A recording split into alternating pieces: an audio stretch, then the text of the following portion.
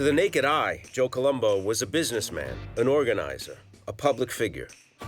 But beneath the surface, he continued to lead one of New York's most powerful crime families, and he was sworn to a code of secrecy, a code that, if threatened, could cost him his life.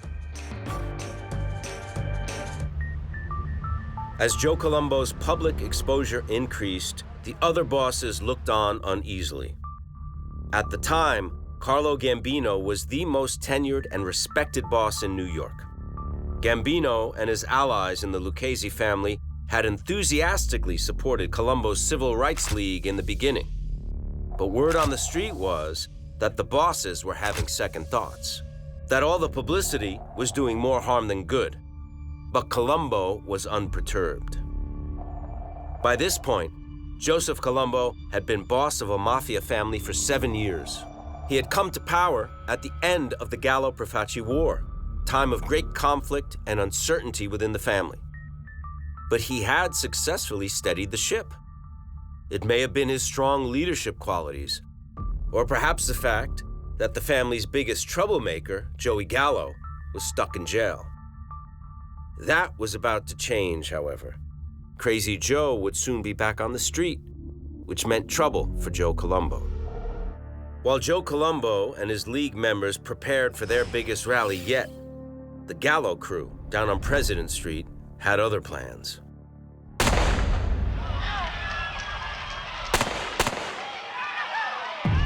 I hear what sounds like, to me, muted firecrackers. But people don't run from fireworks. People run from gunfire.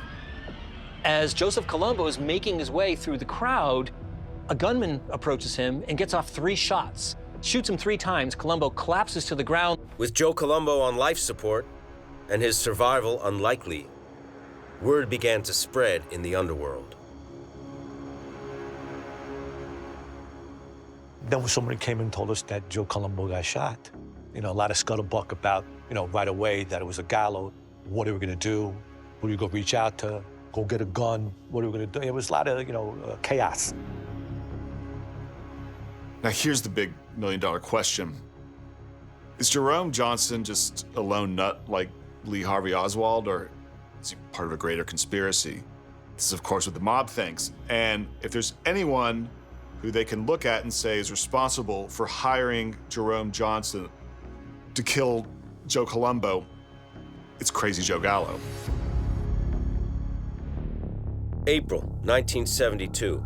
1 month after The Godfather premiered in theaters, Joey Gallo had a problem. He knew what his perception was among those in the 5 families. He was nuts, crazy, a liability, and likely the man behind the killing of Joe Colombo. Joey was always making trouble in that family. It just escalated after the Colombo shooting. There's an open hit out on Joey Gallo after the Colombo hit. The Colombo family's gonna get revenge. And the word was out that Gallo was gonna get hit. I mean, I heard that. And that's why they told me, again, afterwards, not to go down to Little Italy at all, because he was known to go down there quite a bit.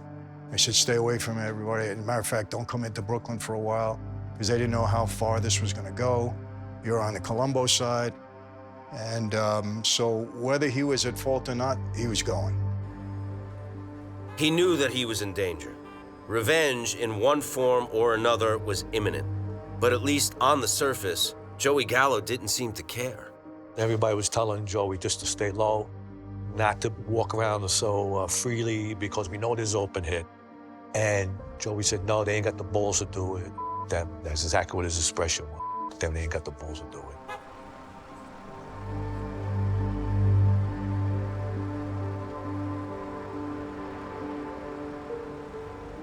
So Joey Gallo's basically walking around the streets of New York.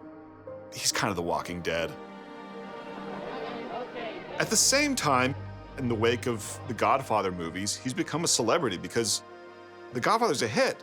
And all of a sudden, society types in New York City want to start hanging out with the real gangsters, especially a gangster who's as erudite and intelligent as Crazy Joe Gallo. Wow, these guys aren't really that bad. They're just on the other side of a system. So there's this sort of naive thinking in New York high society that makes Joey Gallo a bona fide celebrity. Joey, would just disappear. He was running around the village, sightseeing, having coffee, talking to people. He would talk to anybody. He would just go up to you, hey, hello, hey, I'm Joey. He was very inquisitive that way and wanted to walk around and smell the roses and have a drink. Walk around and do what he wanted. He wasn't afraid. Now, the problem is that you can't really be a media celebrity like Joey Gallo and still be in the mafia. They don't like that. He's gonna spill all the mafia secrets, this guy, and he just put a hit out on boss Colombo. They're gonna get him one way or another, and I think Joey Gallo starts to know this. April 7th, 1972, Joe Gallo's 43rd birthday. Against the advice of his crew members, Crazy Joe threw a party for himself at the Copacabana, a who's who of entertainers and socialites. Gallo was traveling with a party of 5, his wife Sina, his stepdaughter Lisa, his sister Carmela, his bodyguard Pete the Greek, and Pete's girlfriend Edith. It was a big party, and news traveled fast among the wise guys out that night.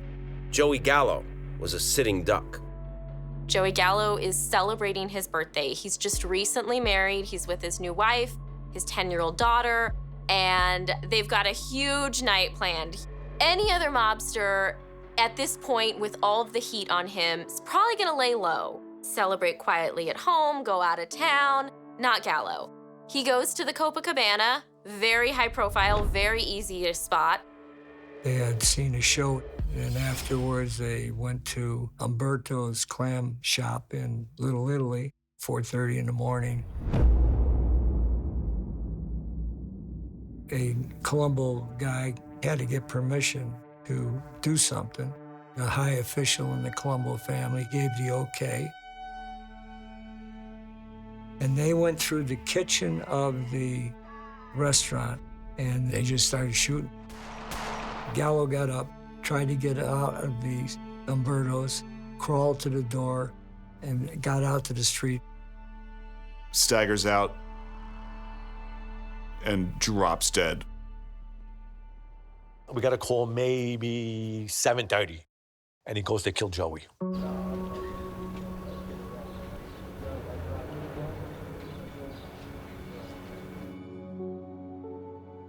At about 5:30 this morning, it's the best that we can determine at the moment, an unidentified male walked in the side door, fired some shots, and then ran from the premises. Joe Gallo is dead, DOA, at Beekman Downtown Hospital. A man walked in from the back door, and he walked up the side of the table. He fired 3 shots. He hit Joe twice, and he hit his bodyguard, Pete the Greek, 1 time.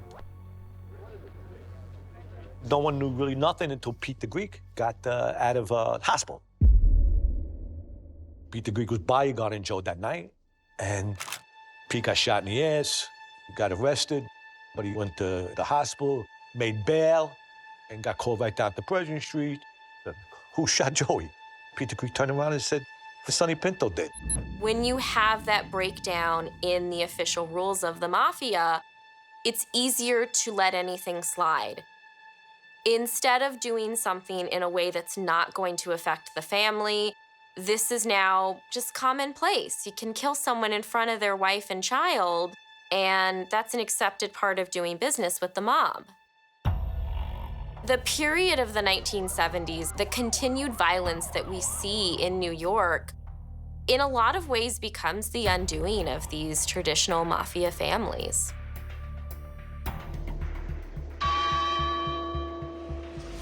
The funeral for Joe Gallo was a scene.